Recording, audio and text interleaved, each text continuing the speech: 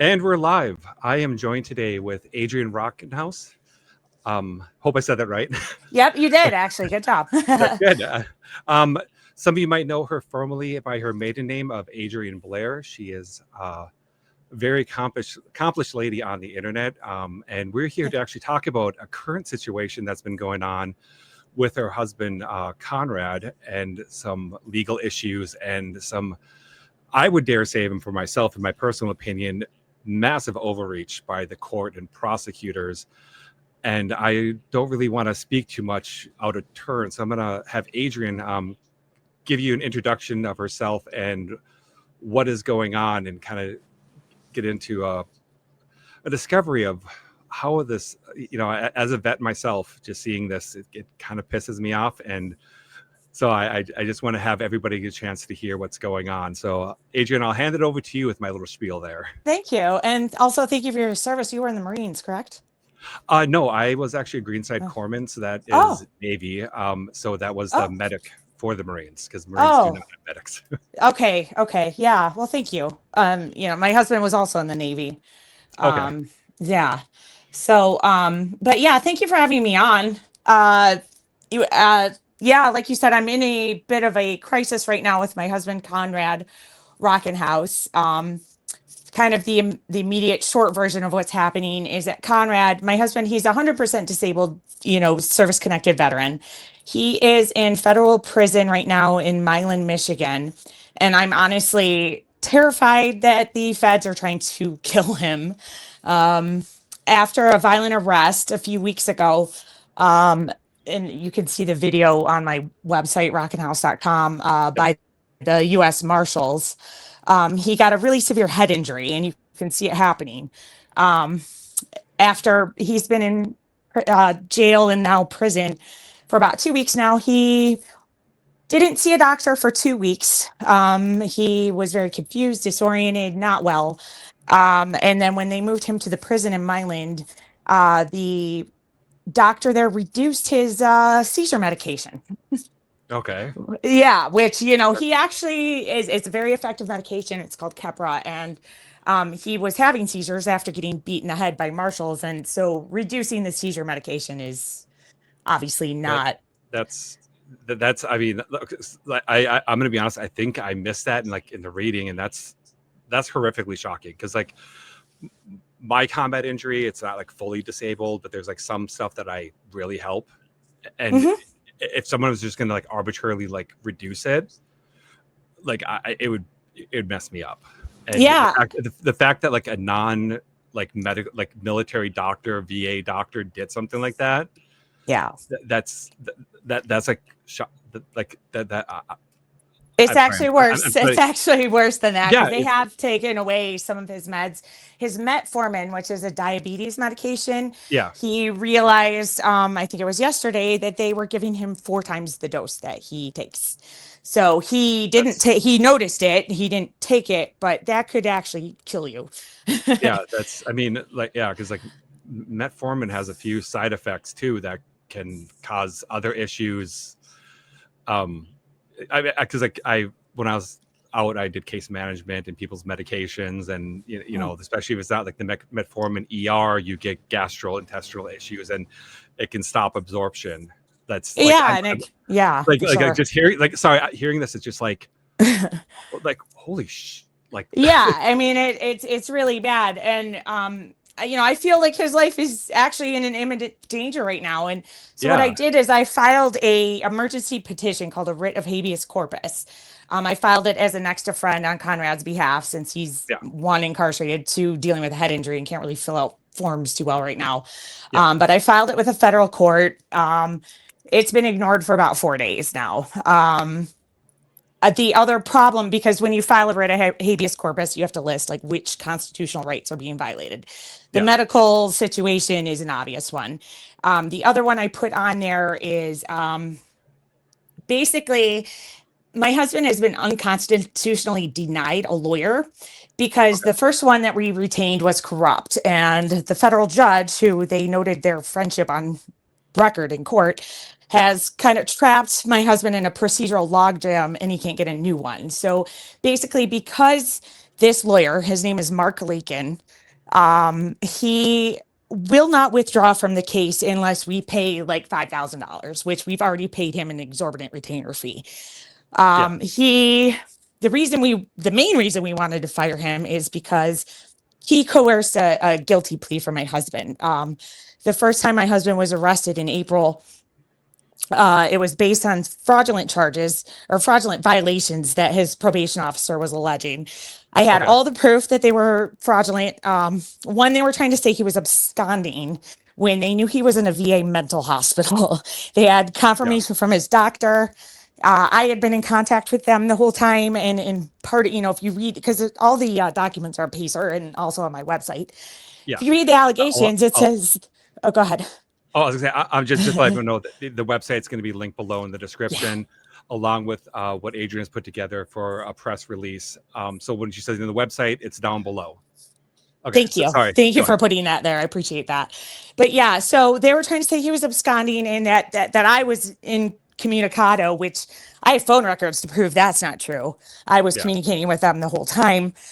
They tried to say that he failed a marijuana urine analysis, but he actually has a prescription for Marinol, for his TBI. So it's, that would cause a positive, and they have that list from his doctor of medications he takes. The other one, and this is like kind of a longer story, but basically when my husband was served his 40 months for his original conviction that started in 2019, he was put on supervised release. Supervised release is not parole, which is when they let you out of prison early. And it is not probation, which is usually served instead of prison time. Supervised release means you've done your time, but they've decided to tack on another 3 years of supervision. What I'm saying? So that's what he's on, but they do assign a federal probation officer to handle it. So he was going to be on supervised release for 3 years. It's actually funny because October 5th is when he was supposed to be done with it. For the first little over 2 years up here, he was stable and compliant under his first probation officer. And then they switched to this guy. His name's Stylianos Agapu. I had to practice that one for a minute. So, I was wondering how to pronounce that. It took me a minute to learn how to spell and say it, but I got it. He immediately just I don't know why they changed it or what, but he immediately created just a very hostile environment, very intimidating, started targeting me, calling me, threatening to have my computers taken and raided. I mean, I've never been charged with a crime in my life. I'm a full-on rule follower. There was no reason for that, and he was doing that. And so basically I filed a complaint against him because it got really bad. He was showing up unannounced, 6:30 in the morning, shit like that. And all the time. And so I filed a complaint with his superiors, which was kind of the start of this retaliatory process with the probation offices here in Michigan. Okay. So after I filed that complaint, instead of, it being handled, basically they, for a short time, reassigned the probation officer to Stylianos' supervisor. His name was Jeff Conal. And Jeff Conal is the one who wrote this first fraudulent petition saying he was absconding, failed a marijuana test. And then the third thing they were trying to say was that he was using an unmonitored phone because part of his supervised release conditions is that his devices are monitored. So, but in his supervised release conditions, it mandates that he is supposed to work a full-time job, which makes zero sense considering he's 100% disabled by both the VA and Social Security. So, you got one side of the government saying this man cannot work. And then you got the other side of the government saying, well, he has to work or he has to go to prison. That's just, like I said, outside of Greenside Corp's been doing a case manager thing. It's just I'm not a social worker, not a probation officer, but adjacent to them. And just hearing that, it's this is who words it like that? Like, like they don't have a consideration for he's fully disabled, or, having, like the weird, like, productivity or something, like, but the saying he needs a full-time job, it puts that weird catch-22 in there, because if he depends on the benefits he's getting, if he works a full-time job, he'd lose benefits. But if he doesn't get a full-time job, then he loses freedom. It's like, just hearing that, so it makes no sense. Like, total catch-22. So in order to kind of remedy this impossible mandate, I've run my own business since 2017. I am a web development company. I host websites for people in the cannabis industry, which, I don't handle any cannabis myself or sell anything like that, but it's just like products related to that kind of thing. And so Conrad, to kind of solve this impossible mandate, I hired him. And his first probation officer was totally great with that. And you can see this on my website, sent a third-party release form to me, saying that I was his employer. I signed off on it, and it's, gives me permission to give him authorized work devices. Yeah. So, and that is on his supervised release conditions. He is allowed to have unmonitored, authorized work devices for his job. So she approved these devices. It was a phone, and a computer, and he had an iPad, and this part's funny too. But so anyway, one of these unannounced visits that Stylianos showed up for, he saw Conrad's work phone and confiscated it, which is actually my phone that I issued him for my business. So, in one of the allegations on both the first and the second petition for this arrest, it was that he was using a unmonitored personal phone, which isn't accurate at all. I mean, in fact, if they looked at it, they could see that it's in developer mode because he was working on apps and stuff. Yeah. So it's, it's obvious. So that's how that first arrest happened. And then when he got to court, sorry, I know this is so much and it's a long, complex story. It's good because there's one thing between reading it and then hearing you go through the steps that really puts the pieces together, because it's like a puzzle. You look at the puzzle box, you see all the pieces, and the pieces are supposed to look like that, but you're putting everything together and how they connect, and that's really valuable to a lot of people. Thank you, because it's really complex and a lot of misinformation is out there too. So I want to try to clear as much of that up as I can. But so basically, when he got to court for this, when he had the first arrest, he got bonded out. But this attorney that I had hired and retained for him, we talked all week about, how he was going to defend him. I had all the, records, everything sent to him. He was going to fight for his innocence on this. Yeah.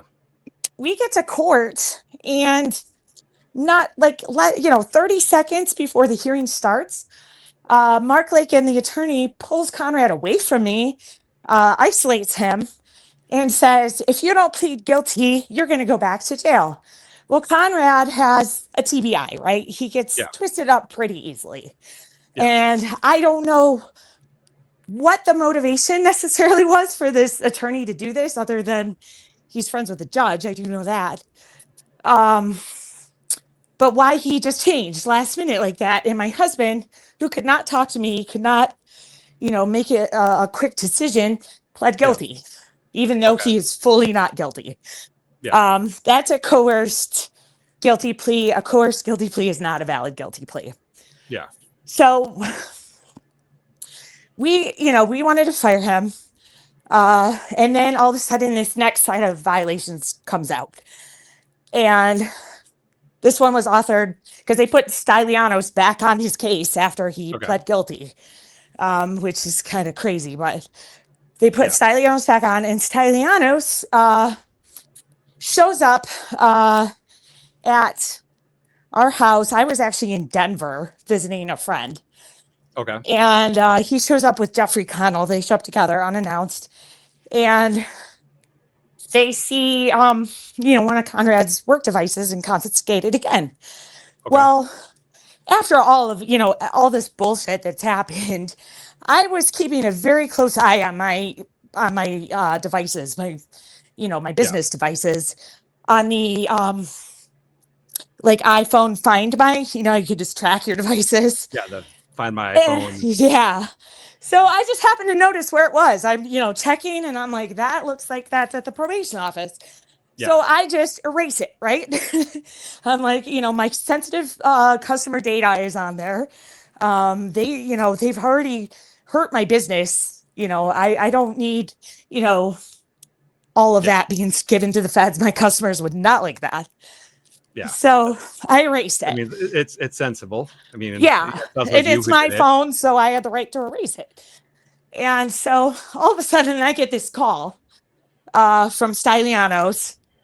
Did you just erase the iPhone 15? And I said, yes, I did. I saw that it wasn't where it was supposed to be, and I marked it stolen and erased it.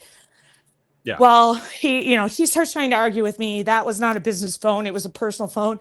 I'm like, how can you even know that? It's erased. Second of all, it's my phone. I issued it to him. I have the records for that. Like, I'm a very documented person. I keep it all together. Yeah. So, then on this next set of violations, he says that he was using a personal phone and then used OnStar to call me to have it wiped when he was like on, because he didn't have a phone or whatever. And first of all, I don't even have an OnStar account. I'm trying to think, like, it's one of those things, like, I know of OnStar because I'm old enough to remember, like, the commercials of, like, you crash and, like, this is OnStar. It's like, like it's like Prodigy, like it's like you should use AOL. It's like AOL. It's like, it's one that's weird because, like, I mean, are you driving like a 2000 Corolla kind of thing? I mean, I think that the feature is in there, but who really uses it, So anyway, I contacted OnStar and I'm like, how can I prove that this didn't happen? And they said the court can take your VIN number and your phone number and we can provide any records, if they subpoena. Well, of course, they haven't done that. But that is listed on the petition, for his next arrest as one of the offenses. Then, of course, they put the marijuana back on there. And they also said that he wasn't paying his restitution, that 2 of his payments had bounced. Okay. But I even put on the website the receipts. The one that couldn't have bounced because they were paid for with a Visa. So bouncing is very specific to like an ACH transaction. Yeah. That's a checking account thing. This came right off his Visa debit card. And I have the confirmation receipts that he paid. They're making him pay $800 a month right now.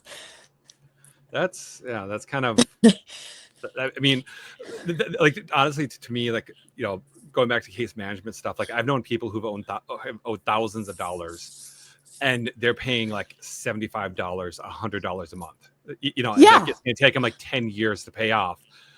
And the fact that it's like $800, I'm like, that's like rent on, like, I mean, pardon my language, like that's like rent on a shitty, like, studio apartment. That's an exorbitant, like, I mean, when I lived in Minneapolis, you could get like a crappy studio apartment for like $800 a month. That is a lot of money. It's a lot of money, and like, our business has suffered greatly because of this, and so.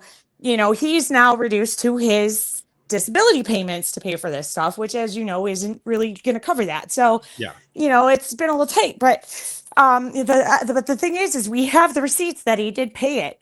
Now, what happened was, when Conrad tried to get the federal judge to force Mark Lakin to withdraw, he filed a pro se motion, saying I'm 100% disabled. I need a federal a community defender. I can't afford this, and he won't withdraw. Well, the judge strikes the motion and says, you can't even file this motion because you can't do hybrid representation. So I'm not an attorney, so, like, I don't know what that is. That sounds. It basically means you can't be a pro se filer and have a retained attorney. But that's not really what he's trying to do. What he's trying to do is say, please make my attorney withdraw so that I can get a new attorney. Yeah. But but he struck it. And so now Conrad is in this, like, medical crisis with no attorney his sentencing, which was scheduled for September 30th, but they've since moved it, back ever since the PR campaign went a little viral. They moved it to October 7th, just because everything they do is fucking retaliation, and so he's in this situation with a head injury, medical malpractice, and no lawyer to fight for him. Okay. And so what I ended up doing is filing this writ of habeas corpus to make it go in front of a different judge so they can look at the facts and say, okay, something needs to happen. I don't know really what the timeline is on documents, on a writ of habeas corpus, but I would imagine in an emergency medical situation, it shouldn't sit for 4 days. But that's kind of So I don't know if this new judge is just like trying to wait it out. I don't know, but it's critical, and it's and the guards have been very, they've mistreated him. Luckily, he's met some people in there that are really looking out for him. So that's good. Yeah. But, the guards are a different animal. And, especially if they're trying to kill him with his meds. And another thing is somebody who said they were a government, like FBI agent, called him on the unmonitored line at the prison he's at and tried to tell him that the reason you're targeted is because of the Chanology activism you did in the late 90s, early 2000s. Okay. And I'm like, don't speak to them anymore. I'm like, don't even answer the phone. They're trying to just fuck with you. Yeah. That just sounds so, that's just such wrong on such a level. It's one of those things that is it a detractor trying to mess with his head? Are they being it's just one of those things don't engage with that. That's why I'm like, don't even answer the phone next time. You don't have to talk to them. And they've been trying to do it to me too. Where I had one FBI agent call me. This is actually kind of funny. Left me a couple messages and I just texted her back I'm not responding to law enforcement unless it's an email. Yeah. So then they email me and they say, we need your help identifying cyber bullies. I don't know, some really weird shit, right? Okay. And I'm like, I don't know what you're talking about, but the true threat to my safety right now would not be cyber bullies. Yeah. I'm like, it's actually within your own organization. So I'm just not gonna answer any of your questions. And then there was another one who messaged me saying something about, we haven't really gotten into the Tor thing yet, but about how around that time that he got arrested after he didn't decrypt the Tor notes, apparently there was a big dark web market that went down, the feds seized it. I think he said it was a Braxis, but I don't know. But he said, it's because they were trying to take down this site. And, Tor operators are required to comply with any court orders or whatever for decrypting traffic, which which isn't true. Yeah. That's kind of we're telling you have to do it because I think you should have to do it. So you need to comply, kind of, Yeah. It's they're coercing an action from you. Yeah, I think that's what it is. It's I don't know. I think they're trying to disarm, trying to get you to just talk to them at all. I don't, I'm not really sure exactly what they're trying to do, but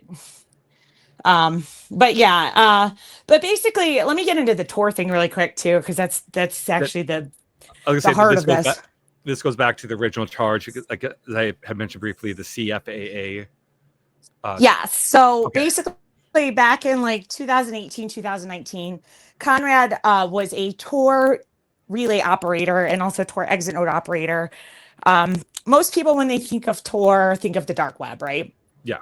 It's the browser that you can use to access that. It offers layers of encryption so that it's a lot harder to trace you. But it's not just for the dark web. It's actually got a lot of legitimate purposes. You probably know this. It was invented by the Navy. Yeah. To obscure communications, that kind of thing. But it's also a very good tool for journalists, activists, dissidents, anybody who needs to obscure their activity.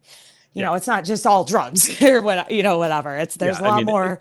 I was gonna say, unfortunately, it's kind of pop culture and media, like Silk Road. People think of Tor and they instantly think of like a 12-year-old getting an M16. It's like, no, it's not really just that. No. There's legitimate uses to it, and and it's like the logo that I know of it, never really used it, but like how you said, the layers of encryption, the like icon is an onion because it's the different layers. Mm-hmm. So people might see that thing. I'm just kind of coloring a little bit here for some people. It's like, it's not anything in and of itself insidious. It's a tool that it's a tool that that that's useful for a lot of people. Like you said, activists that need to communicate, journalists. It's a valid tool. The fact that some people use it for nefarious reasons doesn't make it bad. And I think a lot of people need to understand that. I think this is why Conrad's case is very important, because something's colored bad or labeled bad doesn't mean it is bad. Oh, sorry. Exactly. And I mean, of course, when you have software or whatever that makes it really hard for anyone to track what you're doing online, it's going to invite those elements. I mean, unfortunately. Yeah. But, the legitimacy is there. I mean, like I said, it was created by the Navy for this very purpose. Yeah. So, yeah, my husband, Conrad, basically, it's a volunteer run organization. And my husband, he was one of the volunteers. So yeah, back in like 2018, 2019, I'll have to go through his old emails again, but the FBI came to him and basically told him that they wanted his help in decrypting the traffic going through his exit nodes. Okay. Now, I can't really explain too much how that would work. I guess it's something to do with, and they might have cleared this flaw up by now, but back then I guess there was a way to kind of like do a man in the middle sort of browser attack where you could kind of decrypt that traffic if you wanted. Yeah. But Conrad, as his First Amendment right, refused. He said, no, I don't have to do that. I'm not going to. So basically, he just refused to help the FBI. So what they ended up doing is reviving this 2014 single count of intentional damage to a protected computer. That's the CFAA charge. Okay. Basically means it's like unauthorized access to a computer. Okay. It's not like it doesn't mean you made any money. It doesn't mean you downloaded anything bad. It just means you could literally get this charge technically for like logging into your grandma's AOL account without permission. Yeah. It's that broad. So, what he was convicted of was taking down his employer's network for one day after they laid off their whole DevOps team. Okay, so that was his charge. It happened in 2014 when they charged him with it. It was a couple months away from the statute of limitations being up. Yeah. So, that's something that they're big on doing. So it was pretextual. And, he did plead guilty to that. I'm not saying that it's not a serious crime. The restitution amount is a little over $500,000. I'm not trying to dismiss that crime. Yeah. But, it wasn't a crime for them until he wouldn't help them with their Tor, decrypting the Tor nodes. Yeah. So it's a very shady tactic. It's like help us and don't help us, like help us or don't help us, and we have this charge we can use. Yeah. It's like it's blackmail. It's really it's one of the things that really angers me about our criminal justice system. It just they hold on to whatever until they need it, and then it's like, if it was a crime, why didn't you just charge him with it at the beginning? But so, and it's funny because the company that he worked for, Apple Leisure Group, which I think was called Cheap Caribbean back then, they didn't actually want this to happen. They didn't. A lot of times companies, when they get hacked or whatever, they don't want the public to know that. Yeah. So they really, a lot of his indictment is sealed because of that reason. They really didn't want this to happen. But the worst part of it was this charge led him to being held pre-trial for 3 years. And it gets really disgusting because they needed a reason to deny him bail or bond. So he was in Texas at this time, a probation officer in Texas. Her name was Tiffany Ruth. She got up in court and literally committed perjury. She testified under oath that Conrad had installed a Linux operating system called Spice to access the dark web. Okay. Okay, now it's nonsense because it's not an operating system at all. First of all, a Spice graphics driver, so it's a graphics driver. Yeah. The software, he was actually taking a computer science PhD program, and the probation office had told him anything you need for your PhD program you can put on there. That's fine. Yeah. So he put that on there, and it was pre-approved. And she basically, I don't know if she lied or was just so incompetently stupid that she didn't know the difference. But either way, she tells a judge that a graphics driver was a scary dark web hacking tool, and that was 3 years of his life after that. Yeah. Yeah. I mean, like, I read that part of it, and I'm just like, you know, it's like, this is one of the cases that proves Helen's razor is wrong. That, you know, don't attribute to malice that should be explained by incompetence. It's like it's inconceivable that a probation officer is that sincerely dumb, kind of thing. Well, like, I mean, they generally are very, like, educated people. At least, I'm sorry, they do have an education. You're right. Yeah, they have like a master's degree, usually a master's in social work. They're educated. They can get resources, and it's like, she needs to be like willfully dumb to like mix that up, and then or like know how to present it in a plausible way where it's like, you know, like she's like intentionally doing it where she can say, oh, well, no, I didn't understand the difference, you know, and get what's kind of funny is that, you know, so Conrad's ex-wife had actually been like off the record communicating with this woman, which we found out in discovery through emails and stuff like that, where she is just painting this horrible picture of Conrad to this woman, and this woman is taking like this ex parte communication and just fueling it with lies, you know, and you can even see her response to Conrad's ex-wife is like, I understand, we'll take care of it, you know. And so that, I think that had something to do with it. She was probably coached, and they did have like a FBI forensic guy there or whatever, who straight up said in the, you know, you see in the transcript that there really is no evidence at all that he accessed the dark web. This is just a hypothesis. Yeah. So, you know, and they tried to say that this Spice graphics driver could, you know, wipe out their monitoring software. If that's true, that's probably due to the shitty monitoring software, which glitches out constantly. I mean, he's always having to call and reset it up. You know, it's a failed software. So I mean, it's government software, and let's be honest. Anything, it's an adage that I learned in case management that anything the government touches turns to shit.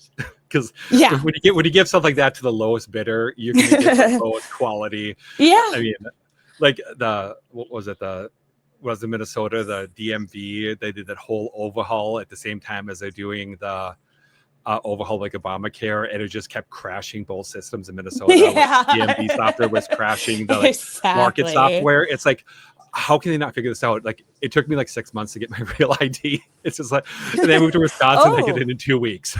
So it's like, but no, I mean, it's just like grossly incompetent, and they got to understand, like, but it gives them a reason to not. They can skew it, and that's like just hearing that is like just like the railroading that you're describing to me is just so like you want to believe that doesn't happen. But it does. It does. And you know, his attorney at the time, his name was Walter Reeves, said nothing in court. I mean, you can see he was just silent through the whole thing. I mean, it was kind of weird. You know, even though he had been given the arguments, I guess he just didn't feel like making them. So and then the other thing that, you know, is in the transcript is a search term that came up in his search history, which was NAMBLA. Are you familiar with that South Park episode? Yeah. Okay. So my husband, he used to host Encyclopedia Dramatica and was a contributor for Encyclopedia Dramatica. Yeah. He was researching it because he saw the South Park episode and was writing the article. So, but they used that search term. Now, to be fair, it was probably not the smartest idea to Google that while you're on supervised release. My husband, you know, he's TBI. He's not, you know, the common sense isn't always there. But, you know, but I mean, anybody who knows him knows he wrote for ED, you know, the NAMBLA article, I believe, is probably still up there. You know, that was the reason he searched it.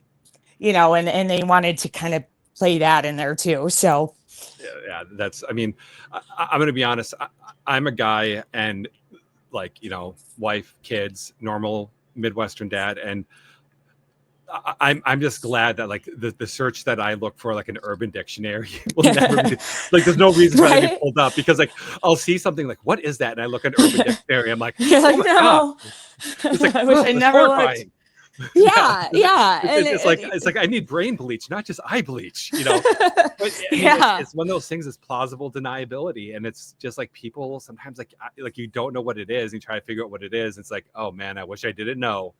But I mean, Yeah. if he's writing for Yeah. Encyclopedia Dramatica, real quick, Encyclopedia Dramatica is kind of like Wikipedia for the awful part of the internet. Is that? Yeah, it's like it's like it catalogs e-drama, it catalogs shit that Wikipedia isn't going to catalog, and with a satirical spin on Yeah, it, they make a lot of jokes, and yeah, so NAMBLA is actually a pretty perfect article for that site. yeah.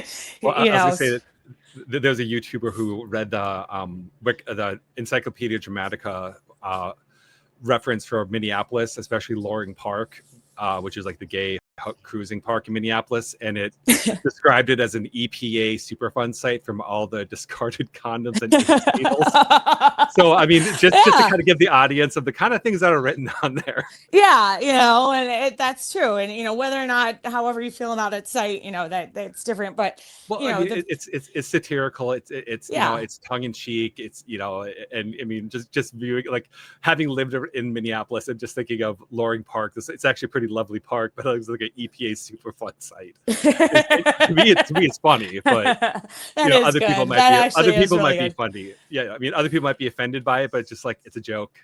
Oh, it's highly offensive. I mean, Yeah, you don't go to that site without, coming out of it offended somehow. But, yeah, that's the point. That's the point of the site. It's kind of got a whole, South Park and, ED kind of have a similar humor, I think. yeah. Just kind of pushing the boundaries, making it edgy, that kind of thing. But who really knows what NAMBLA is outside of that? I think most people who are online understand that it's a meme and, not really a serious search term. Yeah. So that was what was in that, and that was all used to hold him for 3 years pre-trial. I mean, they just kept extending. He had this bad lawyer which kept filing continuances and stuff, but eventually a magistrate judge intervened on that, thank God, and gave him a public defender who was able to finally get him out. That's good. Yeah, but I mean, for 3 years he sat running there with no trial, no nothing. And that's actually not constitutionally sound either. You have the right, and COVID was going on and everything at that time, and a lot of the courts were shutting down a lot, but that, they were letting a lot of people go on that compassionate, program or whatever, and he did not get to be a part of that. Yeah, that's, I mean, like, some of the people released on that is just like, as you say that, like, they let like these people go, but they wouldn't let him go. It's like, who's in actual danger? Like, this isn't a violent crime. This isn't drug dealing. This isn't, it's just that to me is like what blows my mind out of this is like, it's not a violent crime. It's not like he wasn't on his supervised release and was like pulled over for drunk driving. It wasn't anything egregious, and that to me is like, it's like, how is this justified? And that's what shocks me about a lot of this whole thing is like, there's nothing that justifies this level of response. And no, I mean, you're right. And even if he, I mean, like I said, I have evidence to prove every single one of those violations wrong. But even if they were true, say, they are not, it was not worth, they smashed in our windows on a simple arrest warrant, which that felt very illegal. Beating, pulling him physically out of the house and beating him in the head in front of me while they held the door shut so I couldn't get out. That felt very illegal. Even if the allegations are true, which they aren't, that is like you said, it's overreach for sure. Well, I mean, it's one of those things like, going from like anything that like I've had training or like background in, it just smashing the windows is like, what is the point in that? Like, if he was going to come out, because I saw that in one of the videos, they've got that big tool. I'm like, and as watching the video, I'm like, and this is linked down and below with your press release and everything. It's like, why do they have a glass breaking tool? Like He's not a I'm like, what? fugitive. He's not Yeah. dangerous. Like none of that was necessary. Well, And you can hear him in a couple of the, yeah. And that's what's blowing my mind is like I'm watching a video. I'm like, he's a disabled vet, and like despite all the complaints, he's always been compliant. Like he's always complied. He's never been resistant. He's never tried to block up. He's never tried to flee. And it's like, why is this like SWAT team tactics, lack of a better term, being deployed? And there were like 10 of them. And you know, it's funny because they pulled out the wiring for the cameras, but they were on battery backup. So that's why we were still able to get all the footage. But you know, you can actually hear him in a couple of those videos saying, "I'll shoot that motherfucker," talking about my dog. And that's why you know, they're like, "Oh, you took 15 minutes to get outside." If you look at the video, it's like 4 minutes, and it's because we were trying to secure the dog. Now here's the other crazy part of this is that I just moved to this house just like right before all this happened. Conrad, the lease for our old house just ended like a couple days ago. Yeah. Conrad was still staying at the house in Ann Arbor because, you know, and the first night he came here to spend the night was the day that they did this. So this isn't even his residence. You know, he hadn't moved here yet. So a neighbor of mine actually said she noticed that people were sitting outside and following me. Yeah, I mean, that's just so weird because like, why would they check this resident first? It's just, I mean, because like I've property, like my name's on a couple different ones, and it's just like one is clearly my primary residence, another one is like a cabin, the other one is it wouldn't make sense. It wouldn't make sense to go like, I have a family member, I'm on the deed and the mortgage, you know, just because I help them.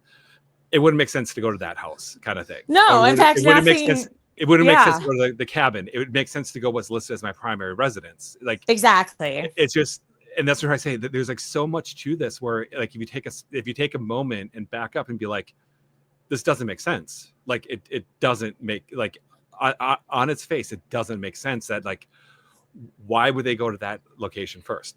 Why would they have 10 people? Why would they need to smash out the windows? It just, and that to me is like the mind-boggling part of it is like, I've seen like people get trolly and like, be like naysayers to you. I'm like, just take that like one step back and like look at it from like further out, and like it doesn't make sense. Like it's just like to me, I'm like, this is like pre-planning.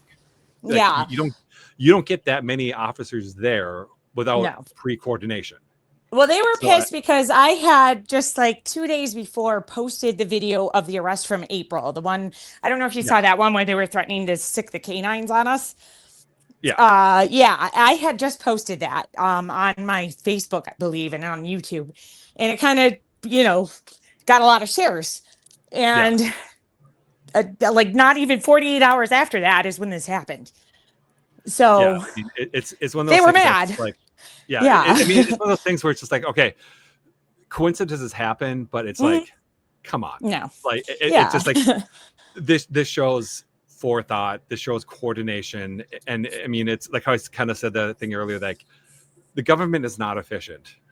They're not this competent. You have a lot of competent people in positions, but like as a whole, it's not competent at all.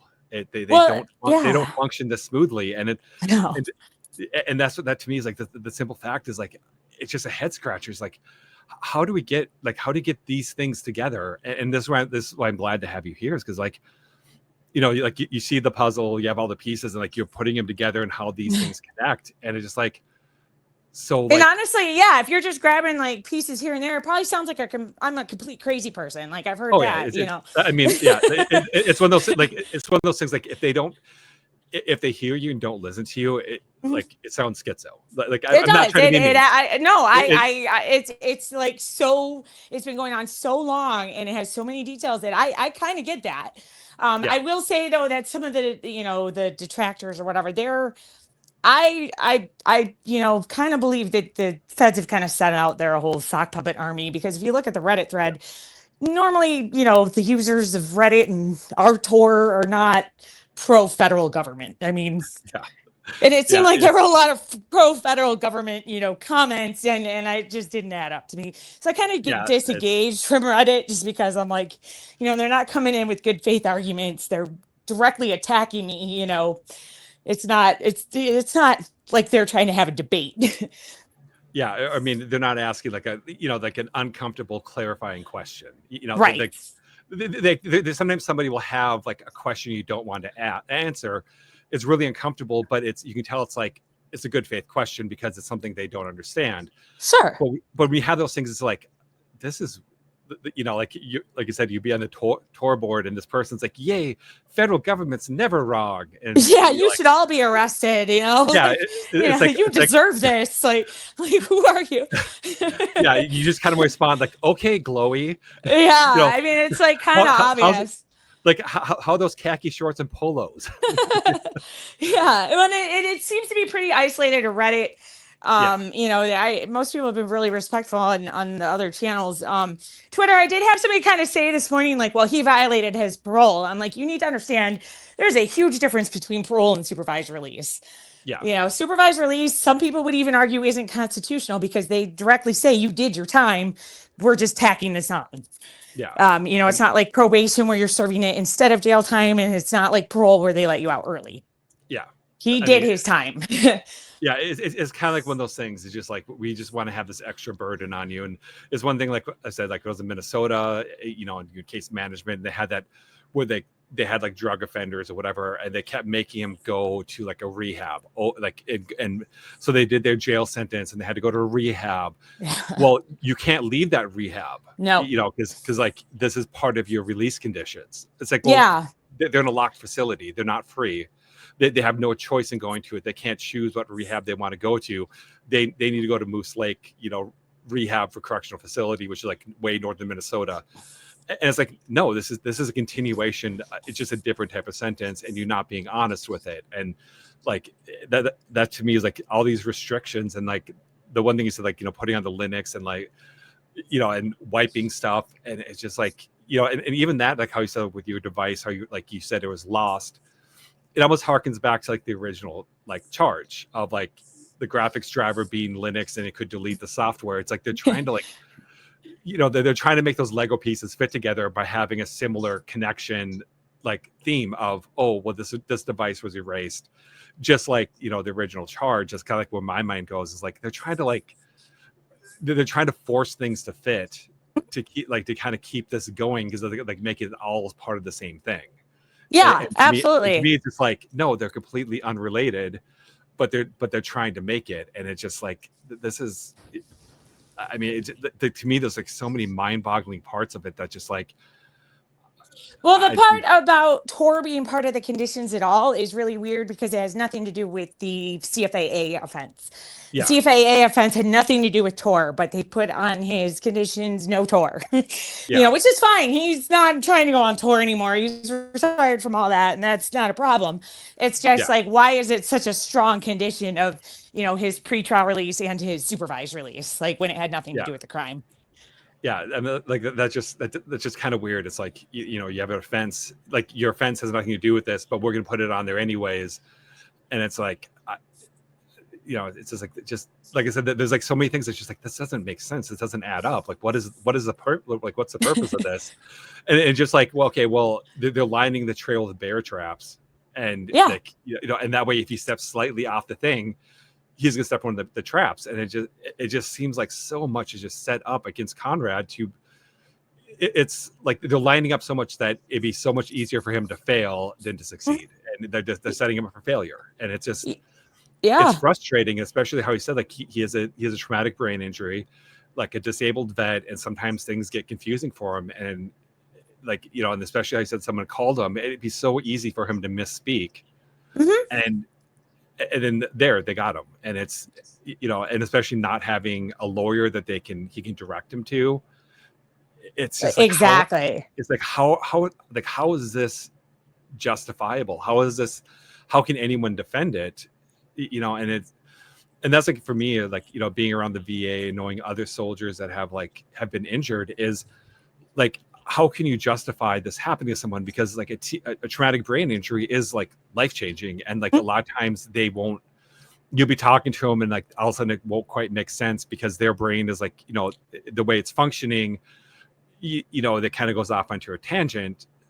And it's just, and like that way people saying, oh, whatever. It's like, no, but he has this condition that is impeding this. You need to accommodate for it reasonably and understand that like his brain doesn't function the way like a normal person does. And he's going to make a connection or something else that then can be taken out of context. He needs a competent legal defender that can like, be that filter, like, to like filter through. It's like, okay, he has a traumatic brain injury. It can, it can help him be like, okay, this is part of his disability. And it's like, to me, that is just the most frustrating part of just seeing someone get railroaded like that. And then being set up so drastically for failure. It just, yeah, it is.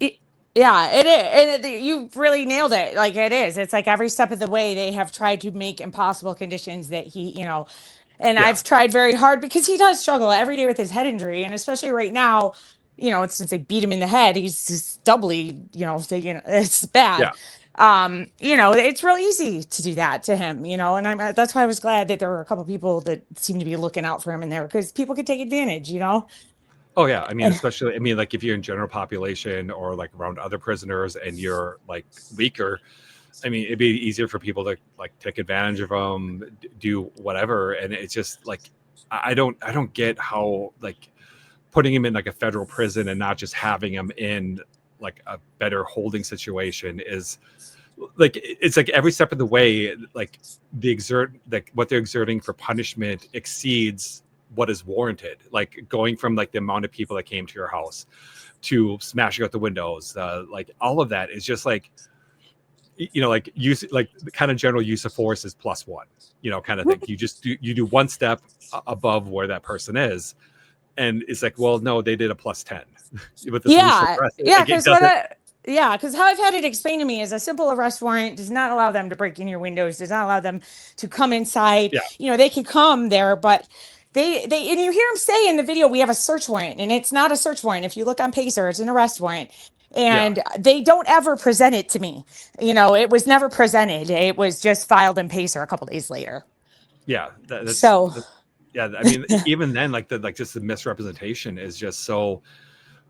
It's so, like, I mean, I'm like I'm like stammering here because I'm kind of beside myself, like hearing you like walk. Like there's a difference between like reading your website and reading it and hearing you explain it and the pieces coming together. It's just like how like people need to be outraged about this. Like I'm really glad you see it because I feel like I've been yelling this into a wall, for a while, and I appreciate you saying that. No, I mean, this way I'm glad to talk to you because the thing is, like, there's a difference between reading documents, like seeing the videos, and then, like I said, it's it's like the box of the puzzle pieces. Like I can see the puzzle pieces, I can see the box, but having you put them together and how everything connects really like hammers it home of just like, I hate swearing, but like they're just fucking Conrad over. And it's so like, I try not to swear, but it just like, this is this kind of shit that pisses me off, that like, going for like, being a vet, being a case manager, and like,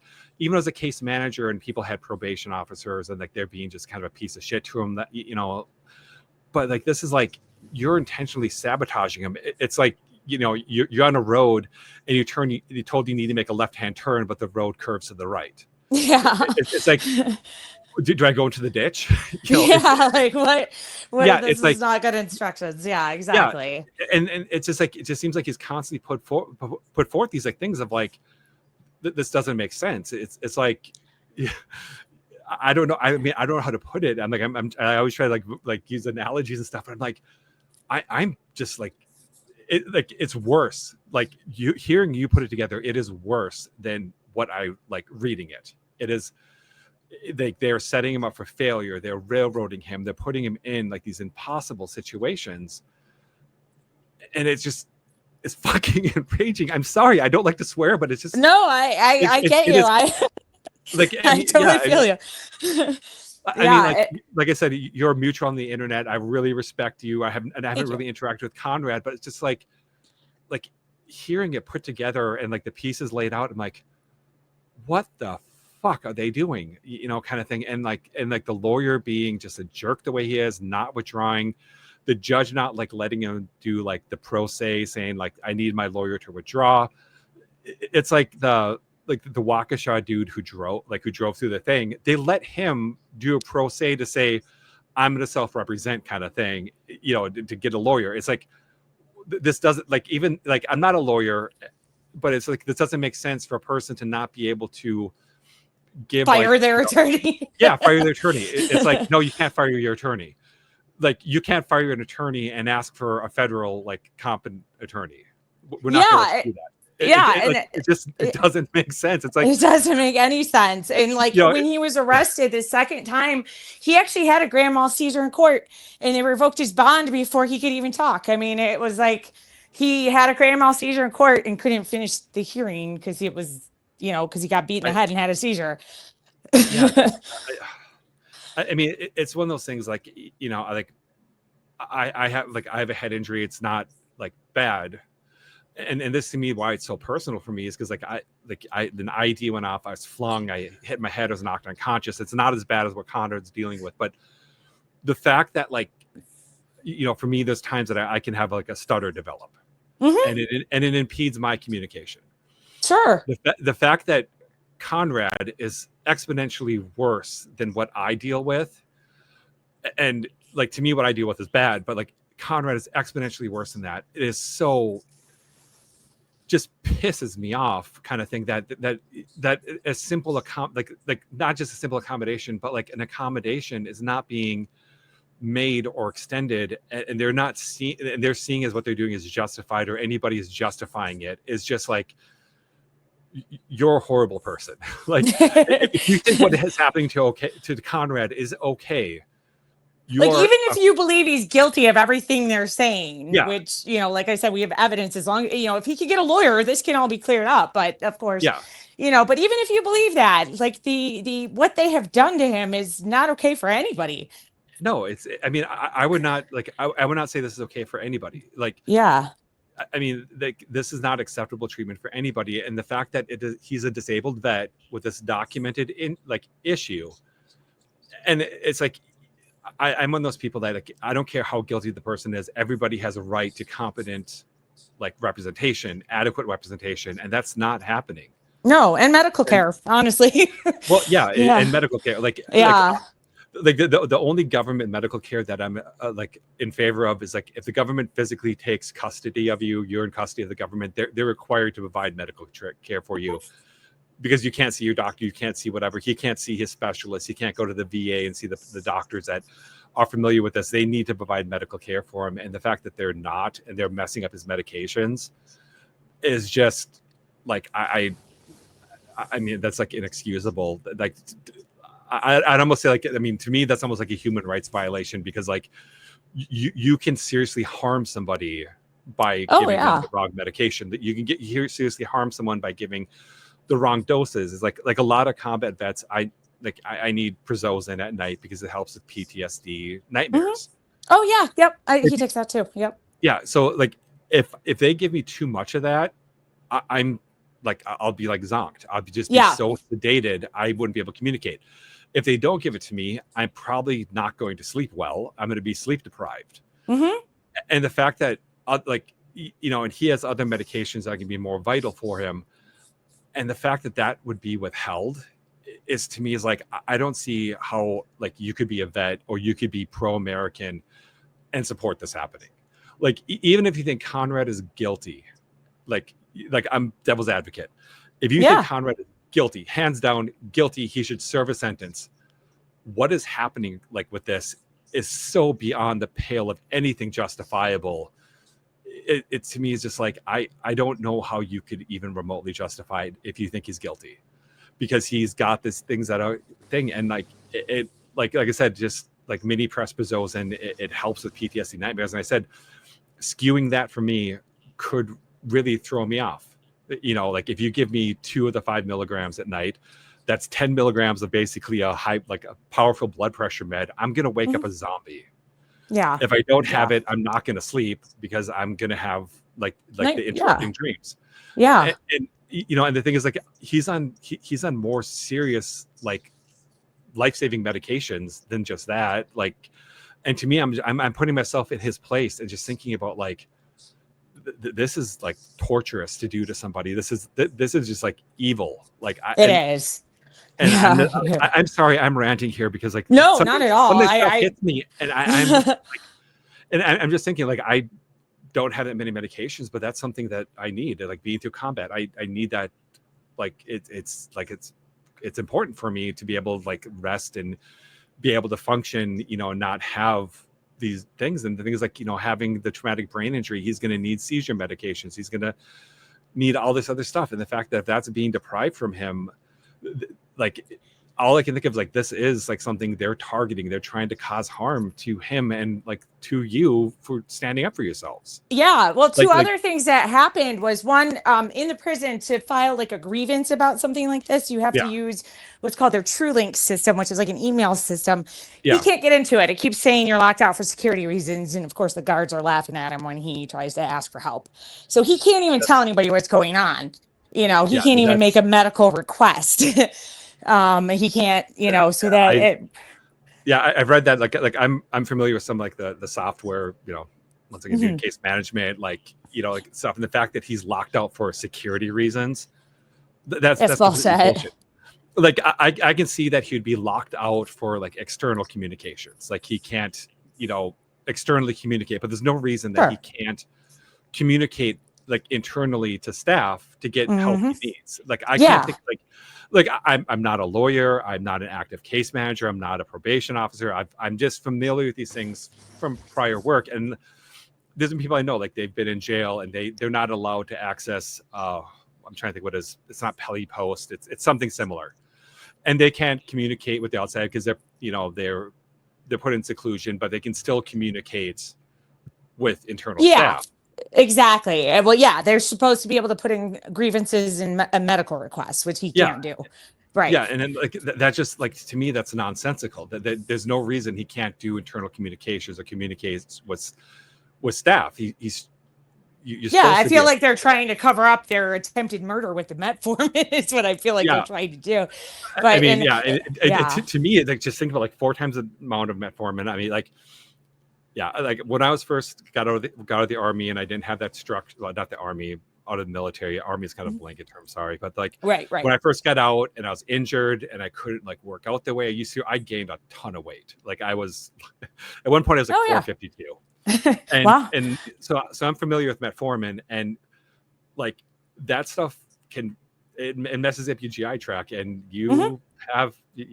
I'm trying to be delicate here, but you have butt faucet. It's not good. It'd be very painful if you had taken that amount. Yeah. Well, especially too, like, if you're taking other meds that need to be absorbed, and you basically taking something that's going to induce horrific diarrhea, you're not going to absorb your meds. Right. That's a good point. I hadn't even thought of that. You're right. And that's one thing I'm thinking about. So, like, for example, like, if I'm taking high dose of metformin and I don't take, like, and I take my Prozozin, it's basically going to, like, pressure hose through me. It's not going to absorb. I mean, I didn't mean to laugh, but it's what it does. I'm being colorful here, and I'm also trying to be delicate, but it's like that's where my brain goes through. So, like, it's going to cause malabsorption of other medications. Like, because you're right. It's going to be pushing things through. That's what metformin kind of does. And it's like, and I'm just like, that's where I'm like, God, like, this kind of intentional harm. It's like, like, being generous, they are so grossly negligent, it's going to cause harm. To be very, like, ungenerous, they're intentionally doing this to cause harm. We have one or the other. There's really kind of, like, personal opinion, there's really no middle ground. It's one of the two options. They're so grossly negligent, it's going to cause harm, or they're intentionally trying to cause harm. Both are bad. It's like there's no really middle ground here. Like, are you grossly incompetent, or are you intentionally trying to cause harm? And it's, like I said, like, that's a problem with this case. And you have, like, a lot of the detractors is like, that's not, like, my friends tease me. They call me a radical alt-centrist because I usually try to find, like, the most reasonable middle ground. Yeah. But I almost, like, I almost cannot find a reasonable middle ground with what a lot of what Conrad's going through, except for like gross incompetence or intentional maliciousness. And I mean, personal opinion, I'm not trying to say statement of fact, but, and I hate to have to like hedge stuff, but it's just like looking at it from an outside perspective, what you presented, watching the videos, it's just like, how like what justifies this? What justifies, you know, and I'm like, it doesn't make sense. It just, and it's one of those things that just like how many people, like how does it make, like I just want to be like, everyone's like, how does it make sense to you? Explain to me why this is justified. You know, and let's try to, like, you know, and it's, I'm just like, tell me how it's justified. Like, to you, how is this justified? And like, even if Conrad is guilty and he should have a prison sentence for what he did, it's still not justified. It's like that use of force response, not justified. The, you know, cutting him off from being able to contact medical people in the hospital, not justified. You know, be giving the wrong doses of medication is like, where's the nurse or medical staff that dispense these medications? You know, how can you get, like, can you talk to that person? And like, you know, taking him off some of the medications, it's like, what doctor made that like stamp that kind of thing? And why can't Conrad talk to them? It's just, like I said, there's so much here that I'm just like, or a lawyer. well, yeah. I mean, that's, you know, I was focused on the medical stuff right now, but like a lawyer to be able to be like, you know, he doesn't have representation. Like, right. Like, he has nobody to go to for this at all, you know, except for me. Because like I was reading, like, is the lawyer still out of the country? I don't know. I've sent a couple of emails to him demanding that he withdraw. Of course, I got no response. I mean, I don't feel that he's going to do it willingly, which is why I filed this writ, hoping that another judge will intervene. So, you know, pray for us on that one. I mean, maybe the judge just hasn't gotten to it yet. I know the wheels of justice are slow, but I would hope that for an emergency, they would act a little faster.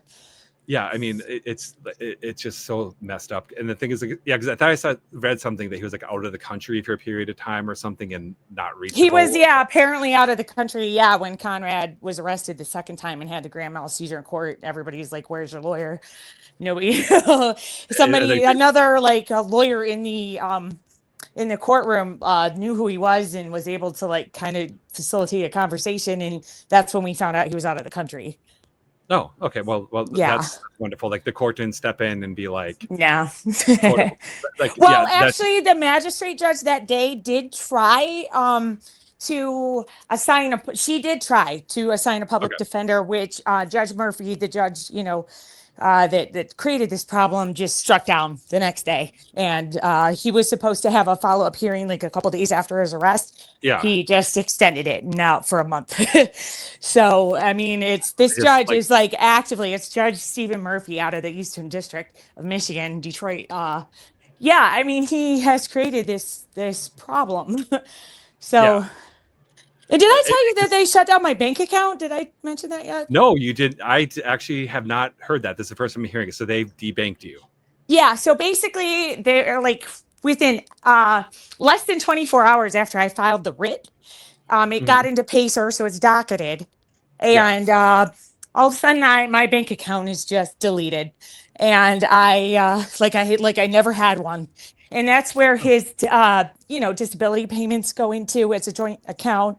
I had money in there, you know, and I called the bank. They won't give me any information.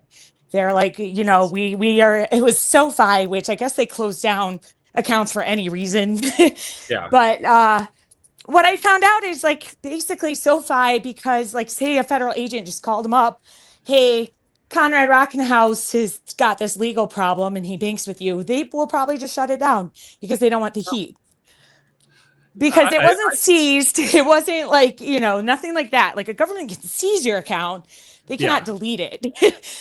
So the bank hasn't given you, like, cut you a check or anything for the funds? They said that, they said a check will be sent out, but I mean, who knows, you know, how long that'll take. Oh, yeah. Like, okay, yeah.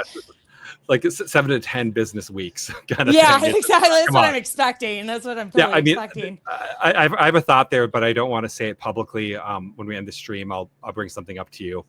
Okay. Yes.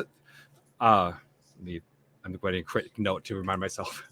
Yeah, but but yeah, no, I but mean, I think that's it's just a that. simple phone call from the feds. Probably just they were like, we don't want anything to do with this. It's not like they're one of those like new like online banks where they don't Yeah, have it's not like Chase Bank where they might request further information or something. But yeah, you know, 'cause they don't have the full thing. Because yeah, I think a few people there was like is it like it's like Quest or something. It's basically just an online bank. It's like an app, and like yeah, and like I've known people like that who are debanked. It's because they had stuff like that, and then people found out they had it, and they just got like just a flood of emails, and they're like, okay, no, we don't want these emails. We don't want this heat. We're closing your account, and yeah, yeah, and it that's is in so their terms of frustrating. service that they can close your account for any reason. Like they don't have to even tell you. But I Yeah, mean, I think the reason is clear. I mean, we never had any problems with the bank. It was it was nothing like that. It was yeah, just seemed to be a very, it was right after I filed the writ, he got moved from county jail to prison, and within, and suffer these worst conditions, and my bank account got shut down. It was like simultaneous. yeah. I mean, that's really just frustrating and messed up. And It is. It is. And luckily, I I mean, mean, I do have a good support system like family and friends and stuff. So they're, that's good. but it's just like, what the hell, man? Like, this is like financial warfare now. Like, I didn't do anything. Yeah, it's just that to me is just mind-boggling because like it hurts you like nowadays it just not having a bank account is just so like harmful to somebody because we're not really a cash society No, anymore. Like no, I know. almost like 90% of our transactions are done online or virtually. I mean, I'm trying to think I think because like I got a bank I was going to talk to you about in like a local bank, and I don't think I have checks for either one. I Like, actually was able to set up a new one, but okay, so I'm okay there. okay, And I that's was good. able to, yeah, but the money that was in there, I have to wait for, but I was able to correct that problem. But you're right. I mean, and also, I should try to remember what all the auto payments were, all that stuff, get that all switched. It's just a fucking pain in the ass.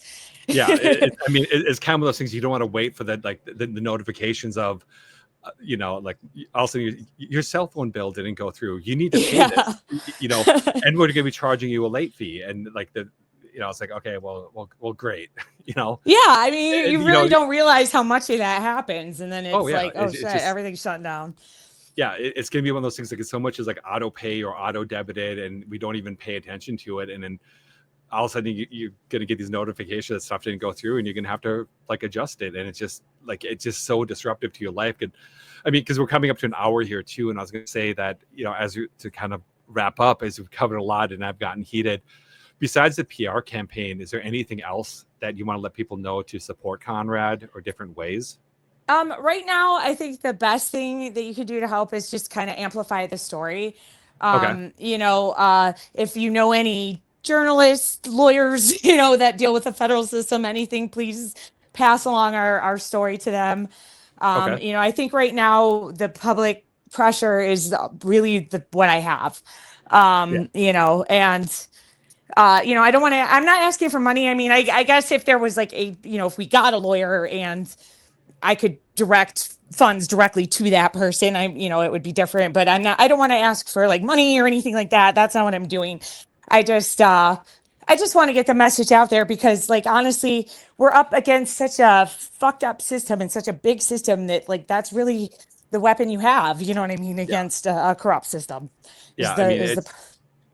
It's one of those things that I hate to quote Milo Yiannopoulos, but it's one of those things that sunlight is the most effective weapon in this case. Like yeah, just shine a spotlight onto this and just like make it make sense.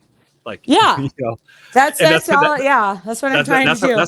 That's where I'm like, make this make sense. And I don't know anybody who could. And that's like the frustrating part for me is just like, this is not like, I don't know how. And like in a way it's like you feel powerless, but then also realizing that putting a spotlight on and just giving it a healthy dose of sunshine is not the only way, but like the most effective way right now to kind of expose what's happening to Conrad and helping to fight back. It's just like, yep, like here's our greenhouse lights, and we're amping up the wattage, and you know, so more people see what's growing here, and you know, and just stop it, you know, because that's got to be so frustrating, because it's just like, you know, in a way it's kind of like, man, what do I do? But it's also like you said, the PR campaign, just letting people know that this horrific injustice, just me speaking personally, just this horrific injustice happening to somebody, and just seeing like their kind of anti-PR campaign of like portraying him as this kind of this like dastardly evil hacker kind of thing is just like, I don't think that's the case here. No, I mean, his crime was like actually pretty, I don't want to, you know, say it was minor, but it, you know, it compared to what they're trying to do. Yeah, he's not El Chapo or anything like I mean, well, that's what I said. His violation isn't like he's on probation and was drunk driving and caused the crash. It wasn't anything horrific. It was just like, if anything, it was like a procedural miscommunication, like being generous kind of thing, like being devil's advocate and being generous. A procedural miscommunication happened where wires got crossed. People didn't know what was going on. And even then, it doesn't warrant the response that he got. Yeah, not at all. So I really appreciate you taking the time to like listen to the whole story, because you know, it's a lot. And I mean, I know we've been going for like over an hour here, and it's a lot. And so I understand how people get confused. Like, I do get that. It's a lot. And like I said, you've always like been someone I viewed as like someone very solid on like online, and you know, getting a chance to hear it all through was so beneficial to me. And I just hope that like people in the audience, as they tune in, are going to have the benefit of hearing you put the pieces together. Because I appreciate you know, that. like sometimes we go through something and like even in our head it sounds crazy, but like when you put it all out, it's like, oh wow, it's a crazy situation, and this is the best way to understand it. Is like, you know, there's a difference between reading something, as I said, like reading your website, your press release, and then hearing you step by step put it together is really helpful in understanding the situation and being like, oh wow, okay, this is how it connects. It makes sense now.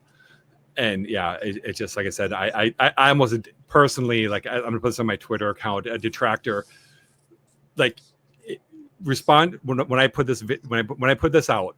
If you watch all the way through and you still think what happened was justified, respond to my pinned tweet till this to this episode and tell me how it's justified and how like Adrienne's story doesn't make sense. That's my personal challenge I want to end with. Like, if you think it's justified and Adrienne is in wrong, tell me, like, put it in there, because I want to address it, because I think open dialogue is important. Because like, I can't make it make sense. Like, even if you think he's guilty, how is what happened justified? Like, respond in the comments, respond to my pinned tweet when I put out the episode, and tell me how it's justified. And that is the biggest thing, because there's a difference between like what's like, you know, if Conrad's guilty, that's one thing, but how is this justified? And tell me how. And I don't see how it is. And as we close here, I'm gonna have everything linked in the description, but tell people where they can find you and find out more information.